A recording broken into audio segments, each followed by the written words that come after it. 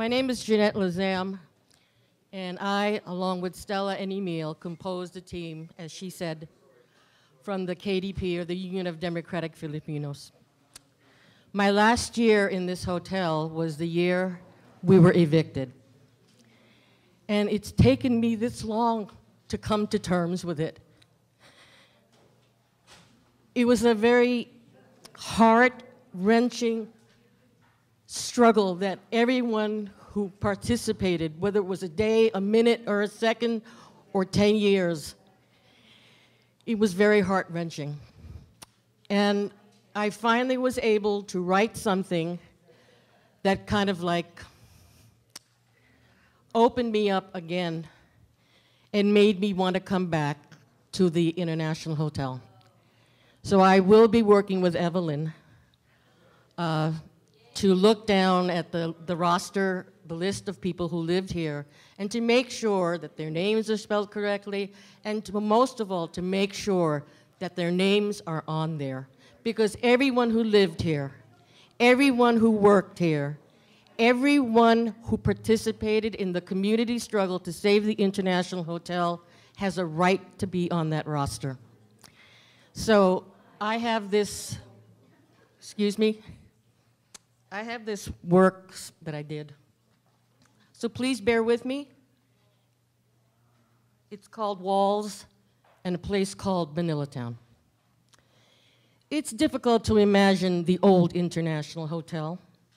It's difficult to imagine there were people, good people, who lived, worked, and died here. It's difficult to imagine or to understand why 56 tenants stood firm on saving our home, stood righteous when the eviction notices were tacked on the doors, the Asian Community Center, Chinatown Progressive Association, Kearny Street Workshop, and last but not least, the front door of the International Hotel. It's difficult because so many years have gone by, and many of the tenants have already passed on into the light, into the ever after. Is there anyone left to tell their story, our story? Is there anyone left to laugh at our jokes, taste our food, and listen to our music? I'm not sure. I think just the ghosts who cling longingly to the walls and the old rickety chairs, wishing that someone, anyone, please place their ear against the wall and sit on the old rickety chairs, close their eyes, and listen. It's the stories of the first alasqueros, the first zoot suiters, the first vegetable and grape pickers, the first of the first, but never the last, to stand up and be counted during the 1930s and 40s. Ever hear walls cry? Cry as each tenant counted out their money, placed that bet, and lost. The walls do not lie, because the walls hold the very soul of each tenant. Every confession, every lost kiss, every orgasm and erection that took place for 60 years or more. That's why the walls of the old International Hotel had to be silenced, broken down, discarded, and thrown away. The walls held the history and the secrets of Filipinos. It was too dangerous to allow the walls of the International Hotel to stay upright. It was too dangerous to allow the walls to creak and moan as they swayed with each punch from the wrecking ball. It was too dangerous to allow the walls to continue screaming in such a high pitch. Only animals heard the mournful cry, the soulful whimpering, the steady beating of the drums that sounded the alarm. The eviction is upon us. The eviction is upon us. It is said the writing is on the wall. What does that mean? Who wrote it, and where did the writing go after the walls went down? I looked, and I only found eviction notices, death notices, late notices, and little pieces of scrap reminding me of all those notices. The writing on the wall It somehow was supposed to tell us that danger was imminent, that our time was running out.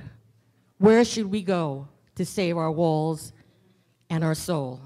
Which way do we have to go?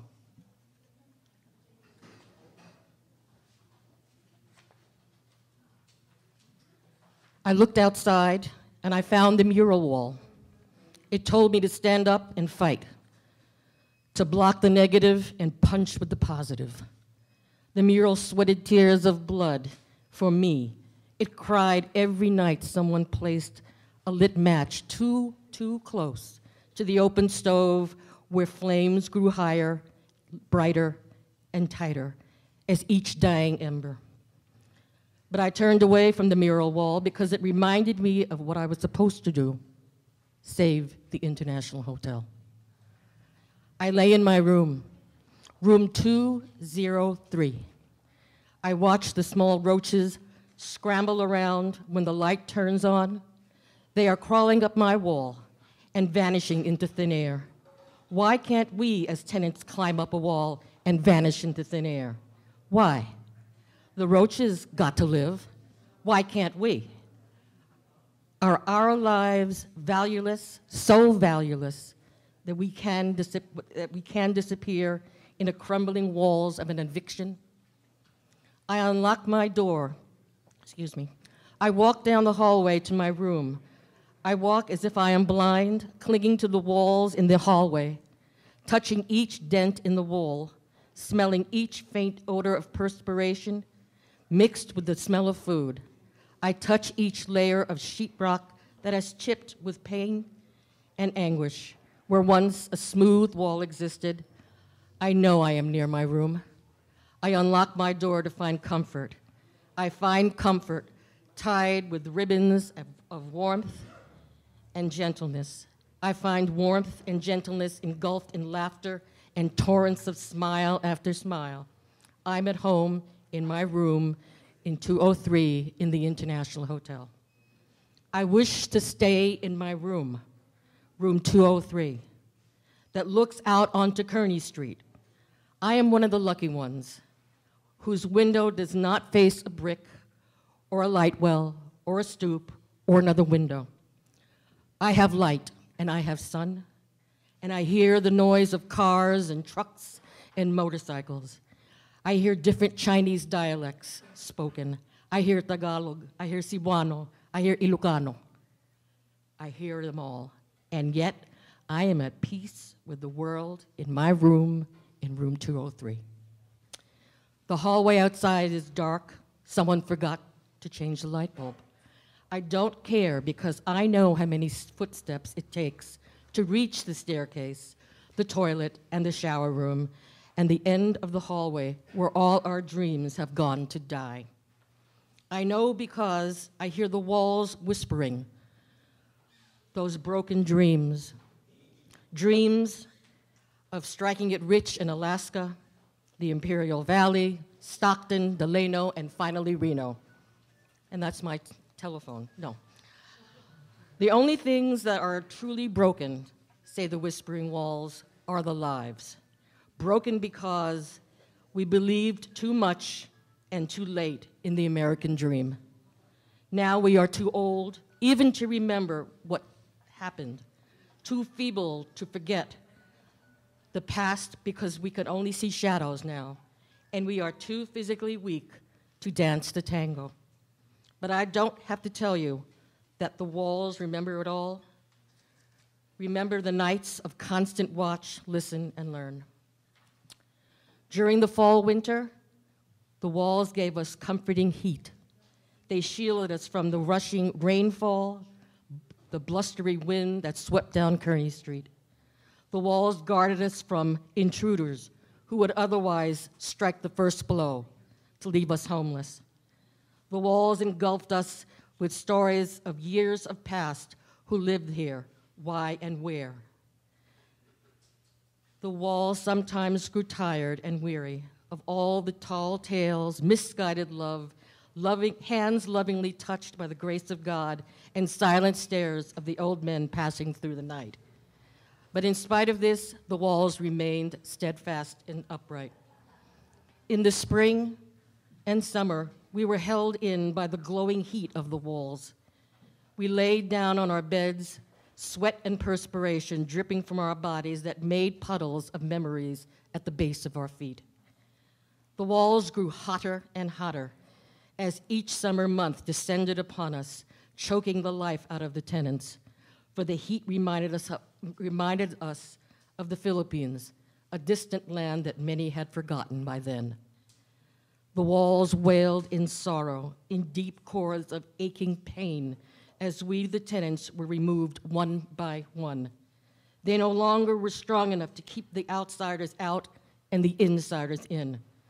The hotel walls were just like the tenants, trying to hide so no one would hurt us. The walls, if they could only speak. But they can, and they did, the night of the eviction. The walls of the International Hotel, where have they gone? They've gone to the sheetrock and plaster bin of history. Why did they go there? Because no one cared anymore for its stories. When will they return? Never, my friend. How will I learn? You'll learn from the tenants who remain to tell the story of the International Hotel. Where shall I find them? Wherever the fight for truth, justice, and equality ring loud, in the hearts of those who march to a different drummer, whose lives are the very walls that fought so hard and so long to save not just a hotel, but a place called Manila Town. Thank you.